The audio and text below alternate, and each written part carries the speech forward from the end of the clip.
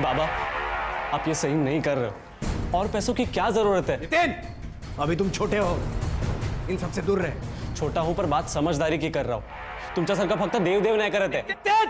आहो, क्या बोल रहा है, एक बार सुन तो लीजिए। चुप, एकदम चुप।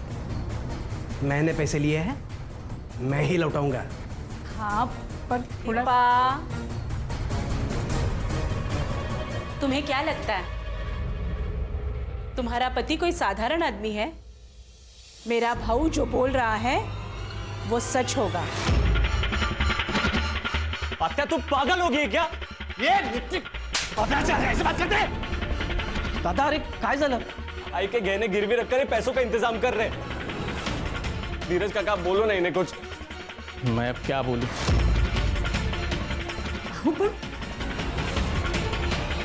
ठीक है, करा काय करायचं ते, बेच दो सब, बर्बाद कर दो सब।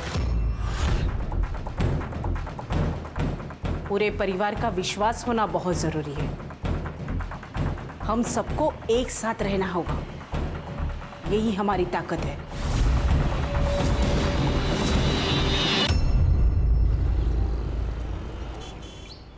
अस्मिता, हाँ, मैं स्कूल के लिए निकल रहा हूँ। टिफिन तो जल्दी। बस 1 मिनट। हाँ, जल्दी। धीरज, दादा, अच्छा हो गया तू घर पे ही मिल गया। धीरज, तुम यकीन नहीं करोगे, कल रात को क्या हुआ। मैंने सपने में जो देखा ना, एकदम अद्भुत था। क्या दादा? बाबा आए थे मुझसे मिलने।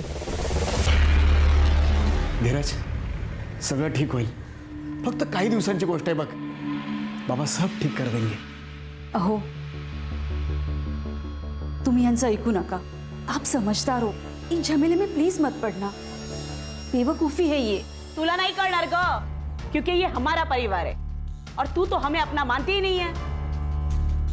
पर बाबा है, हम सबके बीच में हैं।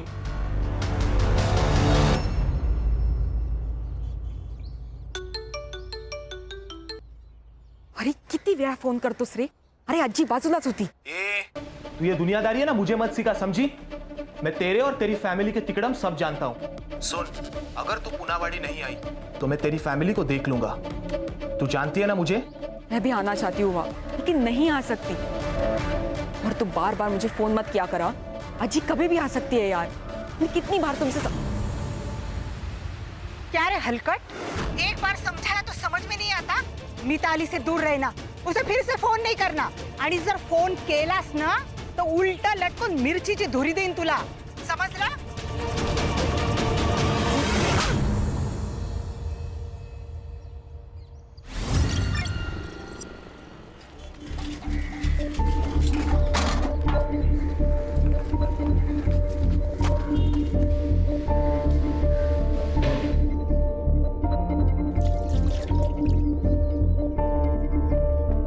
ताई, ताई, ताई,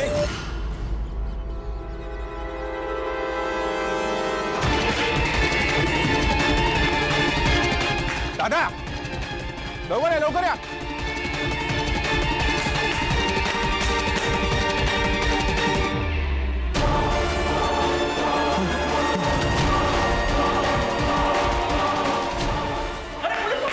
हाँ हाँ, वही गए। Hello, police station.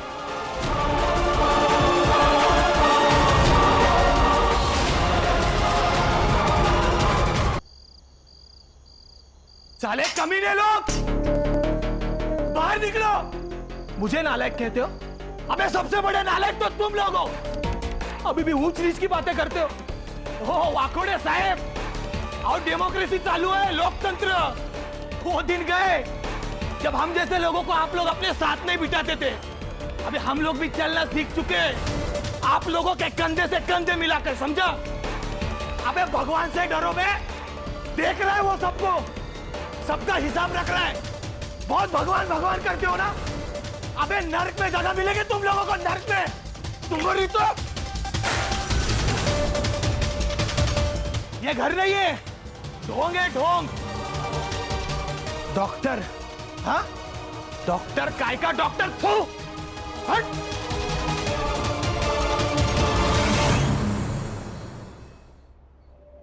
ओके दादा, सोच के बताता हूँ।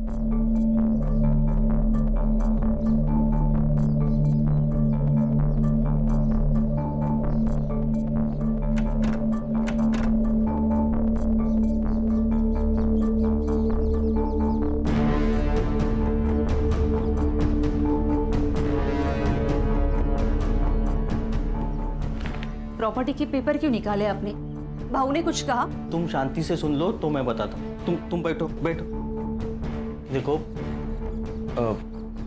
दादा बोल रहे हैं कि अगर पैसे का बंदोबस्त नहीं हुआ तो ये अपना घर गिरवी रख के पैसा खड़ा करेंगे। क्या? तो इसीलिए आप कह रहे थे कि सोच के बताता हूँ? अरे इसमें सोचना क्या है? हाँ, आप भी जानते हैं कि यहाँ सारा मूर्खपना है। आप स्कूल में हेडमास्टर हो, आप ये सब नहीं कर सकते। अरे लेकिन मैं दादा को कैसे बोलूं? ठीक है, तो मैं बोल दूंगी कि मुझे मेरे सर पर छत चाहिए। उनके भरोसे मैं बेघर नहीं हो सकती। उनको अपनी फैमिली की परवाह नहीं होगी, पर मुझे है। ये देख धीरज, ये जो सब हम कर रहे हैं ना, सिर्फ हमारे फैमिली के भलाई के लिए कर रहे हैं। हमारी अपनी भी एक फैमिली है भाऊ। बोली चोमड़ी, तू ना इन सबसे दूरी रहे और तू बीवी के पल्लू से ना जरा कम बंधा कर और खुद के फैसले खुद लेना शुरू कर। मर्द है ना तू? मर्द है इसीलिए मना कर रहे हैं, वरना यहाँ तो किसी को रीढ़ की हड्डी है ही नहीं। क्या बोली? सच कहा, खरा बोलते हैं मी।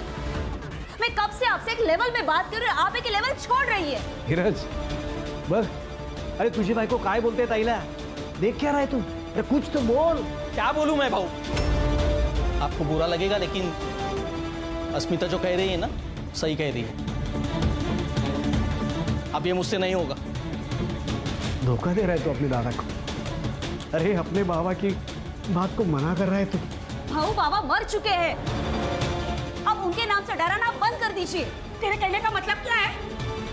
क्या है? क्या कहना चाहती है तू? कहना क्या चाहती हूँ? सच बोल रही हूँ मैं, सच सुन नहीं पाती इसीलिए। तेरी हिम्मत कैसी है मेरे बाबा को मना हुआ कहने की? छान, वेरी गुड। एक काम करो, मार दो एक दूसरे को। तुम लोगों का यही पागलपन हमें एक दिन आजोबा से मिला देगा। फिर पूछेंगे उनसे क्या सच क्या धोखा। नितिन सुन, बड़े बात कर रहे तब हम नितिन,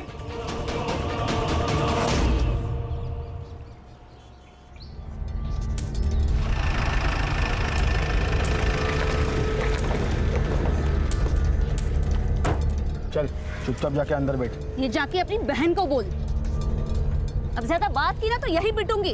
हट। ए, अब चुपचाप बैठेगी या घुसा दूं? छोड़ो मुझे। अब चाहूं ना तेरे साथ मैं कुछ भी कर सकता हूँ, इसलिए चुपचाप सुन और समझ। तेरा पति का भाई है ना, उसे समझा और बोल जितना पैसा लिया है सूद समेत वापस कर दे, नहीं तो काट के फेंक दूंगा। चल, चल, चल।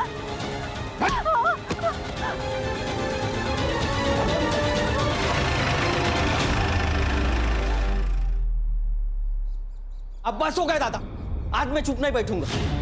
दादा, अस्मिता को बीच सड़क रोका, उसे बदनाम किया, उसके ऊपर हाथ। दादा, अस्मिता बीवी है मेरी।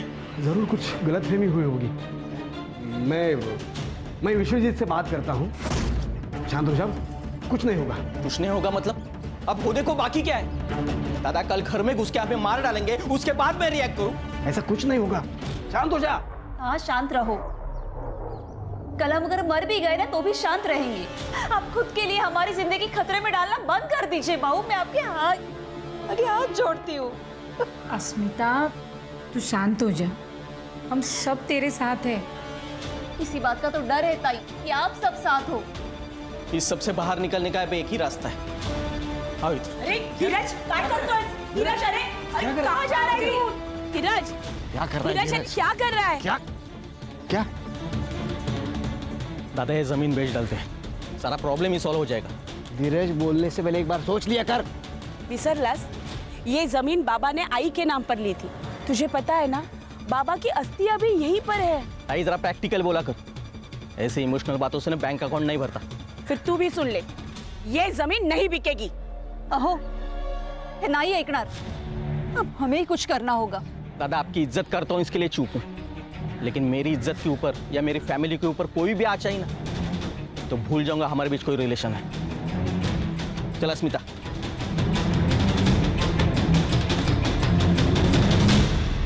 ए विश्वजीत, दाखुल इसमें लायकी छोटी. अरे तूने गुंडे भेजे मेरे भाई की बीवी को डराने के लिए? अरे असली मर्द की औलाद है ना, मुझसे बात करता सीधे.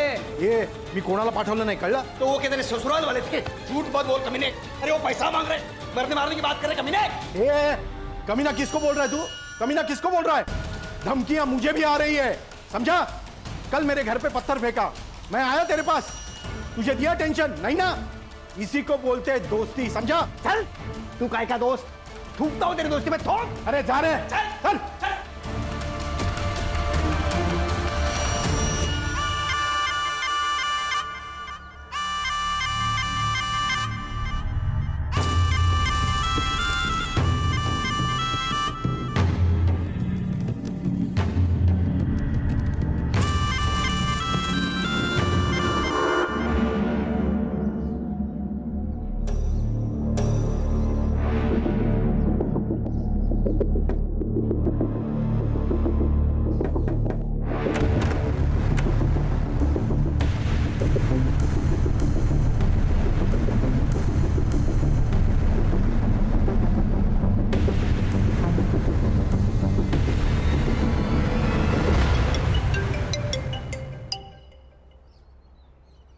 हाँ हेलो आई, कैसी हैस तू?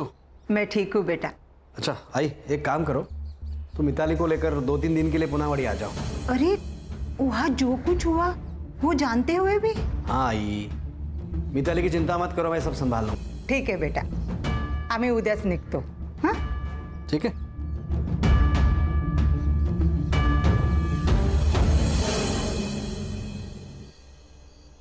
कल आजी के साथ मैं वापस आ रही हूँ पूनावाड़ी, और हाँ ये हमारा आखिरी मौका है. चाहे जो हो जाए मुझे वहां से भगा के लेके जाओ. सोच ले, फिर उसके लिए मुझे कुछ भी करना पड़े. कुछ भी. अब मैं नहीं रह सकती तुम्हारे बिना, मुझे तुम्हारे साथ रहना है. ठीक है, अब हमें एक होने से कोई नहीं रोक सकता. तेरी फैमिली को मैं देख लूंगा.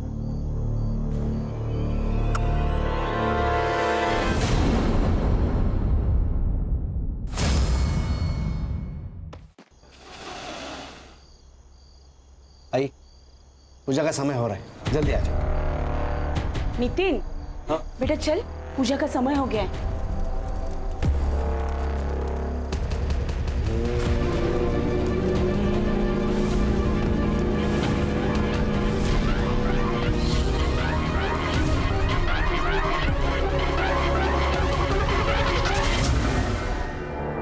दिल्ली बुरारी केस 2019, जहां एक घर में 11 लोगों की सामूहिक आत्महत्या ने पूरे देश को चौंका कर रख दिया था. लेकिन उस रात हुआ क्या था कोई नहीं जानता. हमारा देश इस घटना को अभी तक भूल नहीं पाया है. और आज यहाँ सतारा में एक ही परिवार के 6 लोगों के शव एक ही घर में मिले हैं. क्या ये बुरारी 2.0 केस है? आखिर क्या हुआ डॉक्टर सुधीर और उनकी फैमिली के साथ? केस की सेंसिटिविटी को देखते हुए ये केस SIT की टीम को सौंप दिया गया है. तो आप देख सकते हैं. सर क्या लगता है आपको?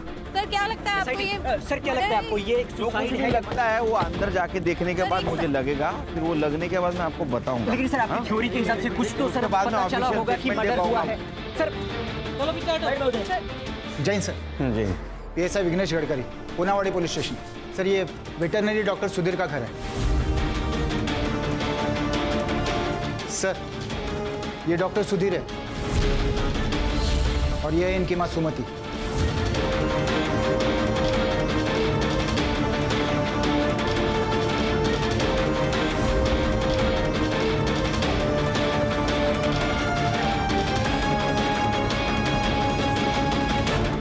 सर ये नितिन है और ये मिताली.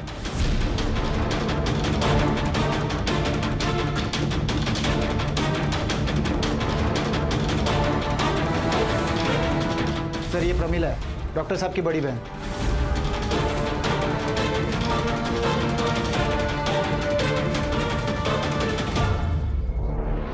सर सेम है.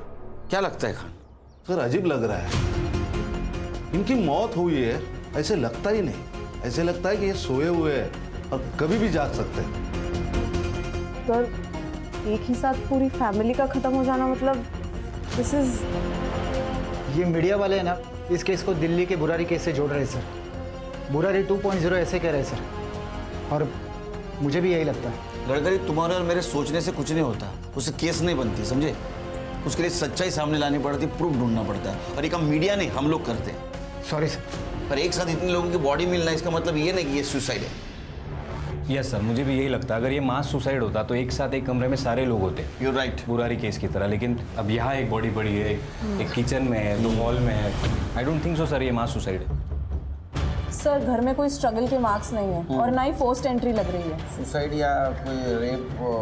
नहीं सर, लेकिन कुछ बॉडीज के पास वॉमिट के निशान है सर। देखने पर तो ये सुसाइड ही लग रहा है। नहीं, मुझे नहीं लगता सुसाइड है, क्योंकि फ्रिज में खाने का सामान, वॉशिंग मशीन में कपड़े हैं धोने के लिए, ये इधर दूध का बर्तन रखा है। इतनी सारी तैयारी करके कोई सुसाइड नहीं करेगा। सर बैक डोर ओपन है। हो सकता है मारने वाला पीछे के दरवाजे से भागा हो सकता है।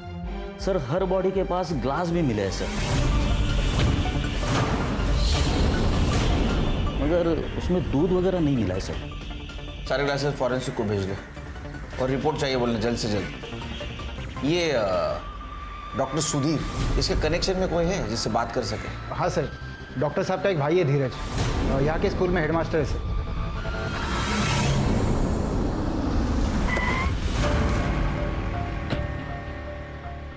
यहाँ तो ताला है। हर्षा चेक करो। जी सर। खान चेक करो।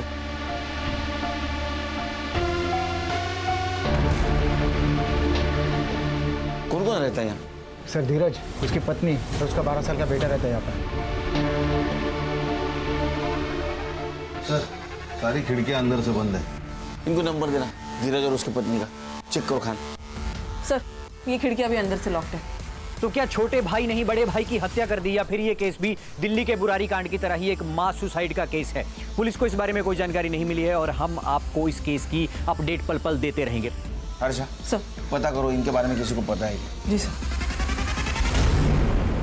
सर मेरा नाम नरेश है, यहाँ पास में ही मेरी डेयरी है। सुबह 4:30 के आसपास मैंने यहाँ से सुधीर साहब की गाड़ी जाते हुए देखी। तुम्हें कैसे मालूम है डॉक्टर सुधीर की गाड़ी है? पूनावाड़ी में 2 ही गाड़ी है, एक गांव के प्रेसिडेंट की और एक डॉक्टर साहब की। गाड़ी में कौन कौन था? इतना देख नहीं पाया सर। जा एक काम करो खान, गांव के आसपास के रोड पे सीसीटीवी के देखो, उसका फुटेज कलेक्ट करो, गाड़ी को ट्रेस करो। हो सकता है ये धीरज ने सुधीर की फैमिली का मर्डर किया और खुद के फैमिली को लेके भाग गया हो। नहीं नहीं, इतने जल्दी कंक्लूजन पे नहीं आ सकते खान, बहुत सेंसिटिव केस है, संभल के कदम रखना होगा। Yes sir. सर दोनों भाइयों के बीच कुछ पंगा तो जरूर था, और पिछले हफ्ते तो बहुत झगड़ा भी हुआ था। किस बात को लेके झगड़ा हुआ? दोनों भाई ने काफी लोन लिया था और उसके बीच में उनके झगड़े भी होते थे, लेकिन इतना सब कुछ होने के बावजूद लोन क्यों लिया था ये पता नहीं सर, लेकिन फैमिली पूरी स्ट्रेस में थी सर। अस्मिता ने खुद मुझे बताया था। हर्षा इनका नंबर और एड्रेस लेना। खान ये फैमिली तो वेल टू डू थी, तो इनको पैसों की इतनी क्या जरूरत पड़ी? धीरज और उसकी वाइफ दोनों का सर्च वारंट निकालो। सर ये धीरज और उसकी वाइफ अस्मिता दोनों को कॉल कर रहा था, दोनों के फोन स्विच ऑफ आ रहे, और उनका वो 12 साल का लड़का है ध्रुव, तो मुझे लगता नहीं इतने छोटे लड़के के पास मोबाइल होगा। संग्राम है। हाँ बोल। सर सुधीर के पॉकेट में सुसाइड नोट मिला है। क्या? नरेंद्र भोसले, विनोद शर्मा, केशव पवार, ऐसे 12 लोगों के नाम है। बाद में दूसरा पैराग्राफ है जो सुसाइड नोट है, उसमें वो लिखता है, मैंने इन 12 लोगों से उधार पैसे लिए हैं, हम पैसे चुका नहीं पा रहे हैं, इसीलिए हमें धमकियों के कॉल आ रहे हैं। अब हम थक चुके हैं, इसीलिए मैं और डॉक्टर सुधीर वाकोड़े अपने पूरे परिवार के साथ आत्महत्या कर रहा हूँ। ऊपर दिए गए नाम ही हमारे आत्महत्या के लिए जिम्मेदार है, डॉक्टर सुधीर वाकोड़े। सर ऐसे 2 पैराग्राफ है। हजम नहीं हो रहा है। सर ये केस तो क्लोज हो गया, सुसाइड है। खान क्या लगता है? सर ये जो पहला पैराग्राफ है जिसमें 12 लोगों के नाम लिखे हैं, उनकी इंक फेड है, और बाद में जो दूसरा पैराग्राफ लिखा गया है उसकी इंक बोल्ड और डार्क है, मतलब ये अभी लिखा गया। ये दूसरा पैराग्राफ है ना, ये कल रात को लिखा गया है। ये तो सबसे पहले उसकी वजह लिखी जाएगी ना, कि मैं ऐसा कर रहा हूँ क्योंकि इसे इसमें वजह बाद में लिखी है, नाम पहले लिखे है। तो हो सकता है किसी ने जबरदस्ती से ये लिखवाई। लेकिन सर नोट लिखने का कोई पैटर्न भी तो नहीं है। ये ऐसा तो नहीं कि उन्होंने नाम पहले लिखे हो, कागज़ जेब में ही रह गया और बाद में सुसाइड के वक्त वही कागज़ था तो उसी पे लिख दिया नोट। इसमें सबसे पहले जिसका नाम लिखा है उसको उठाओ, विश्वजीत। अरे सर, लेकिन सर मेरी बात। ए, चुप। अरे बस भाग रहा अरे भाई जो ये भाग रहा था। हाँ सर, घर से बाहर ही पकड़ा इसको। क्यों भाग रहा था तू? हाथ नीचे कर। हाथ क्यों भाग रहा था? हाँ? सर मुझे पता था कि आप लोग सबसे पहले मुझे पकड़ेंगे, इसीलिए। तूने धमकाया था ना उनको? तेरे वजह से सुसाइड किया उन लोगों ने? मानता हूँ कि मैंने उसे धमकाया था, लेकिन क्या करता, मेरा बचपन का दोस्त था। वो उसने मदद मांगी, मैंने कर दी। लोगों ने मेरे भरोसे उसे पैसे भी दिए थे, लेकिन 5 साल हो गए, उसने ना मुद्दल दी ना ब्याज। मैंने बोला उसे पैसे वापस कर दे वरना हम दोनों नहीं बचेंगे। धीरज की बीवी को भी कुछ लेनदारों ने धमकाया था, इसलिए तूने गुंडों को घर पे भेजा, उनको मरवाया। सुधीर की मौत से तो मेरी लंका लग गई है। लेनदार मेरी गर्दन पकड़ रहे, मुझसे पैसे मांग रहे। तो दोनों भाइयों के बीच क्या झगड़े चल रहे थे? पता नहीं सर। हाँ नहीं सर, उसने कभी बताया नहीं। उसने ये भी नहीं बताया कि वो इतने पैसों का क्या कर रहा था। इन्वेस्टमेंट बोलकर 65 लाख रुपए उठाए थे उसने मार्केट से। इतने पैसे की क्या जरूरत थी उसे? पता नहीं सर, उसने पैसे मांगे और हमने दिए, लेकिन धीरज और उसकी बीवी ने उसे जान से मारने की धमकी दी थी। सर अगर मर्डर हुआ है ना तो पक्का उन्होंने ही किया होगा। आप उन्हें पकड़िए ना सर। वो अस्मिता भी इस सबसे छुटकारा चाहती थी। सर मेरा इस केस में कोई लेना देना नहीं। मैं जाऊं सर? हाँ जा, अंदर लेके जाओ इसको। चल उठ, चल तो। पूरी फैमिली मर गई? और नहीं तो क्या, पूरा परिवार मर गया। वो दिल्ली वाला कांड था ना वैसे। और डॉक्टर सुधीर तो सुलझे हुए इंसान थे। क्या हुआ डॉक्टर साहब को? आप जानते हो उन्हें? हाँ, मेरी बिलोरी, मेरी नागिन का इलाज किया था ना उन्होंने। वो और उनकी फैमिली दोनों मर गए। जहर पी के उन्होंने सुसाइड कर लिया और उनका छोटा भाई धीरज भी गायब है।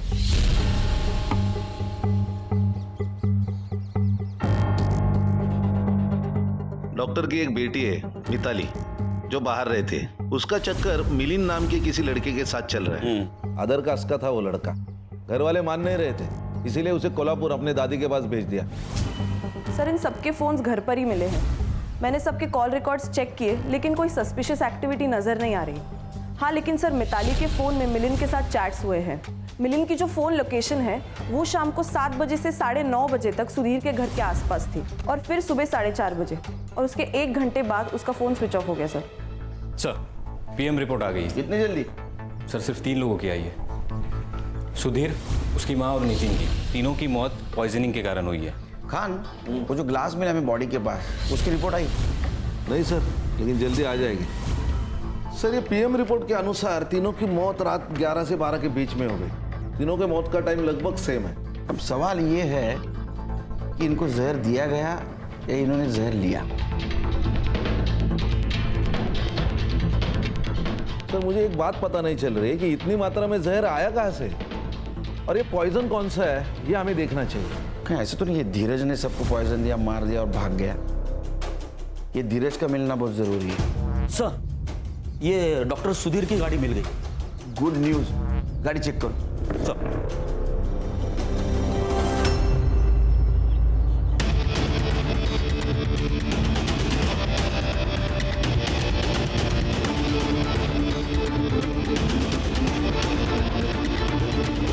सर हाँ 1 मिनट,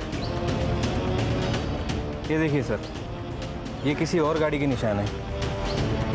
मतलब ये धीरज अपने फैमिली को लेके अपने गाड़ी से यहाँ तक आया, बाद में दूसरे गाड़ी से चला गया ताकि उसके गाड़ी को हम ट्रेस ना कर सके। सर इस गाड़ी में कुछ नहीं मिला सर। फॉरेंसिक को बुला और देखो फिंगरप्रिंट्स मिलते हैं क्या। Sir CCTV? नहीं सर, पूरे गांव में कोई सीसीटीवी नहीं है, लेकिन बैंक के सामने एक सीसीटीवी है, लेकिन वो एग्जैक्टली अपोजिट डायरेक्शन में, तो हमारे किसी काम का नहीं है सर। सभी टोल नाके चेक करो। 4:30 के बाद जितनी भी गाड़ियाँ वहाँ से पास हुई है उस सभी गाड़ियों का नंबर निकालो। हाँ, और देखो कौन से गाड़ी में कोई दिख रहा है क्या। संग्राम, ये केस बहुत इंपॉर्टेंट है, घास में सुई ढूंढने जैसा। पूरी मेहनत के साथ काम करना पड़ेगा। सर धीरज पूरी फैमिली को मारकर भाग गया, ये बात मुझे खटक रही है। खटक तो मुझे भी रहा है। ये सुसाइड नोट, ये सुधीर के घर से जो डॉक्यूमेंट्स मिले थे ना, वो फिर से चेक करो, कुछ ना कुछ तो जरूर मिलेगा। जी सर। सर ये सुसाइड नोट डॉक्टर सुधीर ने नहीं लिखा है। ये देखिए अपॉइंटमेंट रजिस्टर और नोटपैड, इन दोनों में डॉक्टर सुधीर की हैंडराइटिंग मैच नहीं कर रही है। सर ऐसा भी तो हो सकता है, ये सुसाइड लेटर शायद धीरज ने लिखा होगा और डॉक्टर सुधीर की जेब में रख दिया होगा। हर्षा, अगर ये धीरज ने खुद लेटर लिखा होता तो उसने ऐसा क्यों लिखा कि वो और उसका छोटा भाई अपने पूरे परिवार के साथ आत्महत्या कर रहे? मुझे लगता है खान, ये सुसाइड के वक्त धीरज का पूरा परिवार वहां था। वो भी सुसाइड करने वाला था, लेकिन वो डर गया और वहां से भाग गया। हेलो, हाँ बोला, क्या? ओके। क्या? ये धीरज के घर से अजीब सी बदबू आ रही थी, कुछ तो गड़बड़ है। डॉक्टर सुधीर के छोटे भाई धीरज के घर के पास से अजीब सी स्मेल आ रही है और उनके डोर पर ताला लगा हुआ है और इसी के साथ एसआईटी की टीम यहाँ पर आ चुकी है। चलिए उन्हीं से पूछते हैं। सर अंदर से सर स्मेल आ रही है। सर आखिर चल क्या रहा है? लॉक तोड़ने की व्यवस्था करो।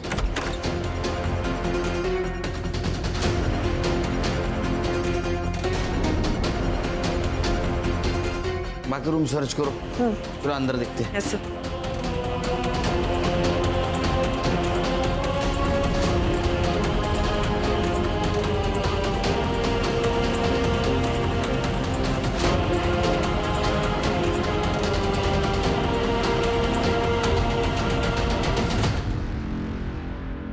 सर दोनों बॉडीज काफ़ी डिकम्पोज हो चुकी है। लगता है इनकी मौत भी 19 तारीख को रात को ही हुई है। और सर सिमिलर लग रहा है, ये ग्लासेस, इन दोनों के फोन्स भी घर पे है और स्विच ऑफ भी है। सर लेटर में जो लिखा था यानी सही था, इन दोनों ने सुसाइड किए लेकिन अपने अपने घर पे। अब तो ये बुरारी केस जैसा ही लग रहा है सर। अरे संग्राम, बाहर से लॉक था, लॉक किसने किया? सर ये दूध वाले के हिसाब से सुबह 4:30 बजे सुधीर की गाड़ी यहाँ से गुजरी, लेकिन गाड़ी में कौन था? सुधीर की मौत रात को 11 बजे से 1 बजे के बीच में हुई, तो हो सकता है जिसने मर्डर किया उसने पहले सुधीर को मारा, फिर धीरज को मारा और 4:30 बजे दरवाजे को लॉक करके निकल गया। लेकिन सवाल अभी भी है कि गाड़ी में कौन था? उस लड़की का बॉयफ्रेंड मिलिंद हो सकता है सर। सर मिलिंद का नंबर ट्रेस पर है, जैसे ही उसका फोन स्विच ऑन होगा हमें उसका एग्जैक्ट एड्रेस मिल जाएगा। और सर पूछताछ में पता चला है कि ये धीरज और सुधीर ने मिलिंद को पिटवाया था। ये ऐसा तो नहीं कि उसने बदला लिया ऐसा। तो पोस्टमार्टम के लिए भेज दो। पीएम रिपोर्ट का क्या हुआ? सर कल तक मिल जाएगा। सर ये तीनों के रिपोर्ट बाकी के तीनों के रिपोर्ट की तरह ही है। ये तीनों को भी जहर देके मारा गया और इनका डेट टाइमिंग सुधीर, सुमति और नितिन के डेट टाइमिंग से मैच करता है, रात 11 से 12 के बीच। और सर टॉक्सिकोलॉजी की रिपोर्ट के अनुसार कोबरा वेनम पॉइजन यूज किया गया है। ग्लास पे जो ट्रेसेस मिले हैं वो भी इससे मैच करता है। सर ये मिलिंद का सेल ऑन हो गया, उठाओ उसको। और खान, गडकरी की मदद से इस एरिया में जितने भी सपेरे उन सबसे पूछताछ करो। Okay sir. सर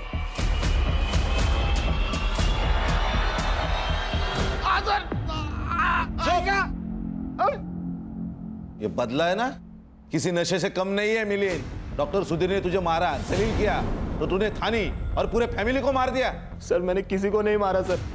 सर मेरा मिताली के ऊपर प्यार था सर, सच्ची वाला सर। और सर फोन क्यों बंद था? एमए के एग्जाम थी सर पुणे में, इसलिए मैंने मोबाइल ऑफ रखा था सर। मैं सच कह रहा हूँ सर। देख तेरा 19 तारीख को मोबाइल लोकेशन दिखा रहा है डॉक्टर सुधीर के घर के आसपास का, शाम को 7:30 बजे से लेकर 9 बजे तक का। सवेरे 4:30 बजे भी तेरा मोबाइल लोकेशन दिखा रहा है वहाँ। सर मैं था वहाँ पे सर, लेकिन मैंने कुछ नहीं किया।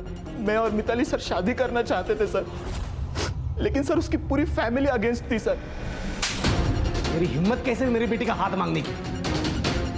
हाथ चाहिए, देते हैं ना। ये चप्पल देखिए, ये कितने भी खूबसूरत होगी ना तो भी इसे सर पर रखे चलने का रिवाज नहीं है। तेरी औकात भी उतनी ही है। अरे तेरी बिरादरी कहा, हमारी बिरादरी कहा, ये अंतर कभी मिटेगा नहीं। दूर रख, दूर रख, इसको अंदर लगे जा।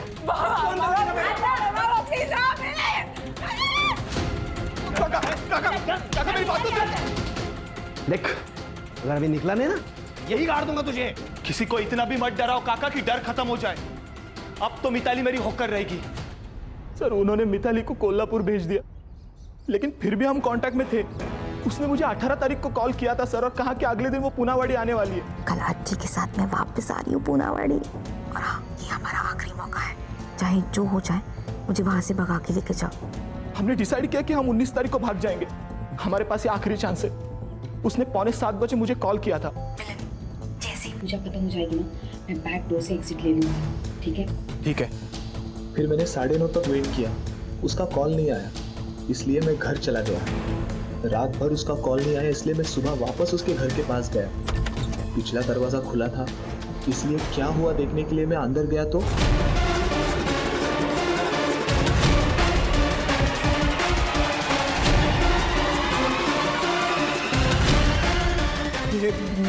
मिताली, मिताली, तूने कुछ किया नहीं तो पुणे क्यों भागा? पुलिस स्टेशन क्यों नहीं आया? सर आपको पता है सर, सीधा सीधा कुछ नहीं होता है सर।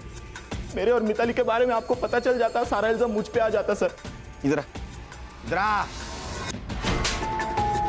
अगर तेरी बात झूठ निकली ना तो याद रख तेरे साथ क्या करेंगे।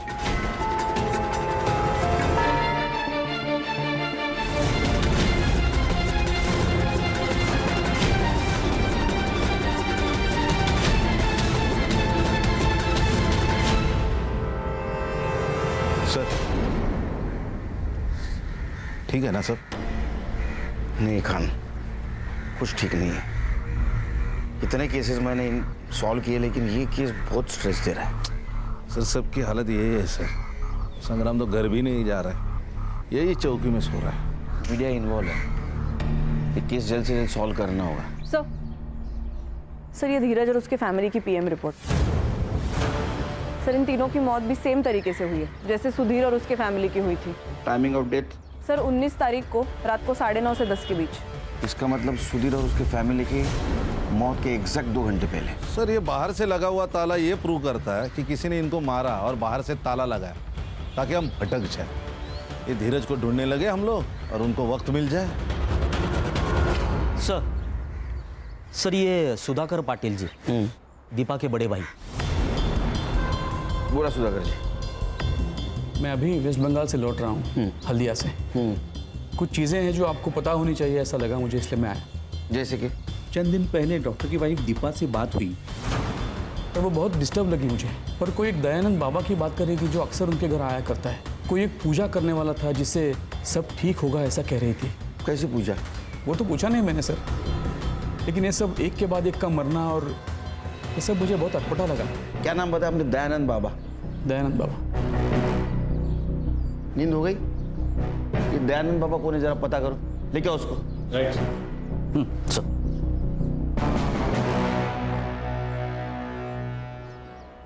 बाबा चलो। अरे मेरा ध्यान, बाकी का ध्यान ना पुलिस स्टेशन में करेंगे। Police station? सेवा करना हमारा धर्म है। हमारा भी। मैं तो उस परिवार की मदद करना चाहता था। कैसी मदद? बाबा हमारी मदद कीजिए।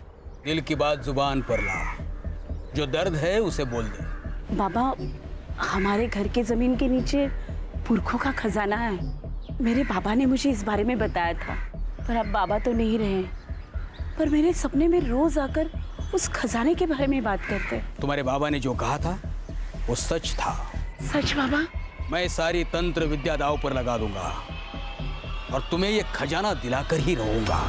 अच्छा, तो खजाना घर के नीचे। और लूटने का पूरा प्रोग्राम बनाया था ना तूने? मैं क्यों ऐसा करूंगा?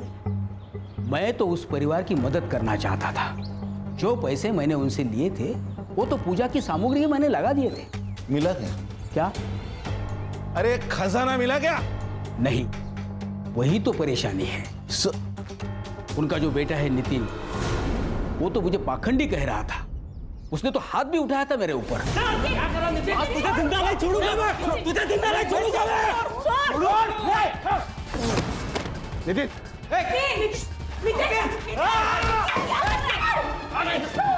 क्या कर रहा है? सुधीर भाऊ, अब तुम्हारा नसीब तुम्हारे हाथ में है। हाथ की रेखा कितनी भी प्रबल क्यों ना हो, प्रलय तो आना ही है। तब से आज तक मैं उसे मिला नहीं हूँ। 19 तारीख को कहाँ था तू? मैं तो अपने आश्रम में था, शांतिवन पुणे में। पता करो हर्षा, ये सच बोल रहा है झूठ बोल रहा है? अगर झूठ निकला ना तो नीचे आग लग गई। हेलो, ठीक है सर, वो सफेरा मिल गया। ले गया उसको, उसकी बीन बजाते हैं। वो डॉक्टर सुधीर के डिस्पेंसर में क्या करने गया था तू? तेरा नाम कैसा अपॉइंटमेंट डायरी में? अब वो डॉक्टर साहब जानवरों के डॉक्टर है, तो मेरी बिलोरी का भी इलाज उन्होंने ही किया था। बिलोरी कौन? मेरी नागिन। और कभी कभी मैं उनके भाई के बीवी के घर भी जाता था। वो मेरी बिलोरी को दूध पिलाती थी और दक्षिणा भी देती थी। तेरे को मालूम है ना, नाक का जहर निकलना और बेचना इलीगल है, फिर क्यों बेचता था तू? तेरे नागिन के वजह से 9 मौतें हुई है। बता किसको दिया था? साहब, मैं खाली मेरे हमेशा के रेगुलर कस्टमर को ही देता था। पूरे तेरा हमेशा का रेगुलर कस्टमर? हाँ सर, मैंने उससे जहर लिया था, लेकिन मेरे बिजनेस के लिए। वो जहर मैं फार्मा कंपनी वालों को बेचता हूँ। उन्हें गवर्नमेंट मॉनिटर्ड स्नेक फार्म से जो जहर मिलता है वो काफ़ी नहीं होता, इसलिए इलीगल तरीके से वो जहर बेचा जाता है। जिन फार्मा कंपनियों के साथ डील करता है उसके नाम और एड्रेस देते? हाँ जी। चार्जशीट बना, मर्डर केस में अंदर ले लो इसको। झूठ बोलना जितना गुनाह है उतना सच छुपाना भी गुनाह है। क्यों चलेला? अरे सर, लेकिन ये केस भूल-भुलैया है, सुसाइड नहीं है, लेकिन मर्डर के क्लू भी नहीं है। विश्वजीत और मिलिंद, इनके ऊपर शक है, लेकिन उनके खिलाफ सबूत नहीं। अगर उन्होंने मारा है तो फिर सुसाइड नोट का क्या मतलब? धीरज की बॉडी उसके घर पे कैसे मिली? और सर, ये दयानंद बाबा भी सच कह रहा है। उसका फोन लोकेशन 19 तारीख की रात आनंदवन आश्रम पुणे में ही था। सर, कोई ना कोई तो था वहां। एक काम करो हर्षा, शाम को 6 बजे से सवेरे 4:30 बजे तक किसके किसके मोबाइल वो सुधीर के घर पे एक्टिव तो पता करो। Yes sir. ये देखिए मैम, ये एक नंबर है जो सबसे पहले धीरज के घर पे था 10 बजे तक। उसके बाद ये सीधा सुधीर के घर चला गया मैम। सुबह 4:30 बजे तक वो वही था और 4:30 बजे के बाद ये वापस धीरज के घर चला गया मैम। किस नाम पर रजिस्टर्ड है ये number? 1 minute ma'am. Shankar Shinde. मैंने लुकआउट नोटिस भेजा है सर। उसकी लास्ट लोकेशन पुणे में है। चलो।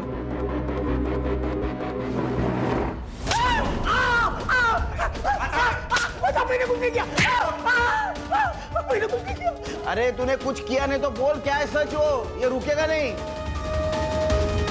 सारे लेनदारों के नाम बता दो। अगर ये सारे कर्जदार हमारे साथ है तो तुम्हारे पिताजी को वक्त की नजाकत समझ आएगी और वो हमें जल्दी ही खजाने का पता बता देंगे। बताओ।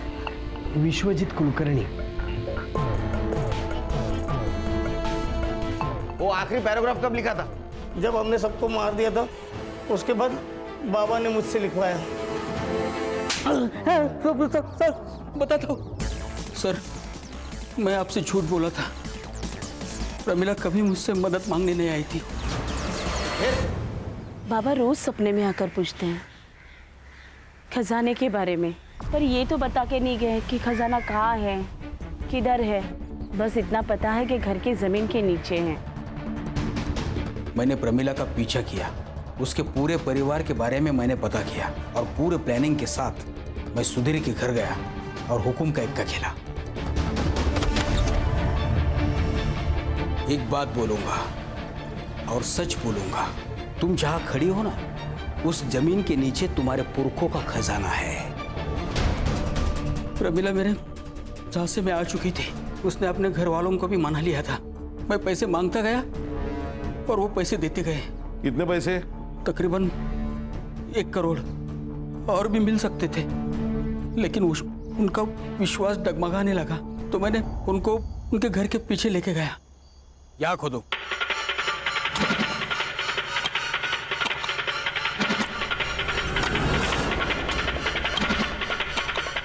सुधीर रुको, देखो।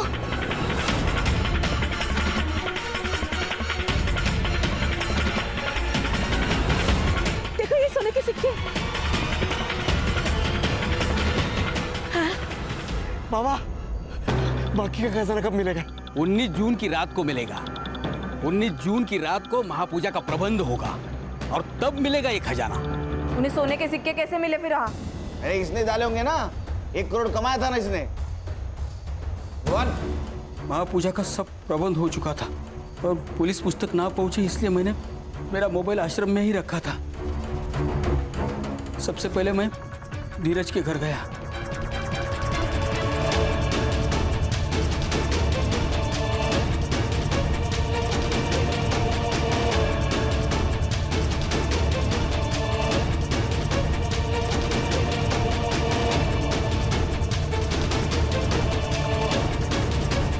उसको जहर पिलाकर उसका घर लॉक कर मैं सुधीर के घर आया।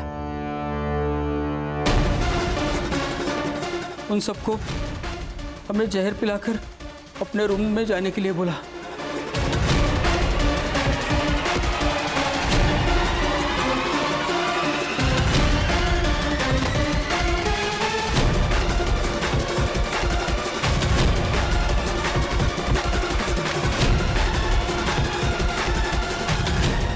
और वो जहर के ग्लास उनके पास रख दिए। हम सुधीर के घर से चाबी लेकर धीरज के घर गए और वहां से सुधीर की कार लेके गांव के बाहर गए। वहां शंकर ने एक टैक्सी वाले को बुला के रखा था, तो सुधीर की कार हमने वहां पार्क कर दी और वो टैक्सी लेकर हम सीधा पुणे चले गए। तेरा नंबर डॉक्टर सुधीर और प्रमिला के कॉल रिकॉर्ड में कैसे नहीं आया रे? सर, आजकल पुलिस वाले पहले मोबाइल चेक करते हैं, इसलिए मैंने शंकर से बोलकर उन्हें मैसेज देता था और फिर मैं उनसे मिलता था। 9 मर्डर किए ना तूने? हाँ, तेरे को चैन की नींद तो आएगी ही नहीं। मेरा चैलेंज है, ठीक है ना? इसको चल उठ, चल चल चल। सर यकीन नहीं होता, किसी एक के कहने पर 9 लोग अपनी जान दे देते हैं। किसी के पीछे आंख मूंद के चलना, ये भी गुलामी है हर्षा। लालच किसी भी इंसान को सुखी और संतुष्ट नहीं बना सकता। देखो ना, कितने सारे ट्रस्ट है जो अंधश्रद्धा के ऊपर काम करते हैं, लेकिन फिर भी आए दिन अंधश्रद्धा की वजह से क्राइम होता ही है। क्या है ना खान, विश्वास और अंधविश्वास के बीच एक थीन लाइन है, वो जिसके समझ में आई वो सुखी।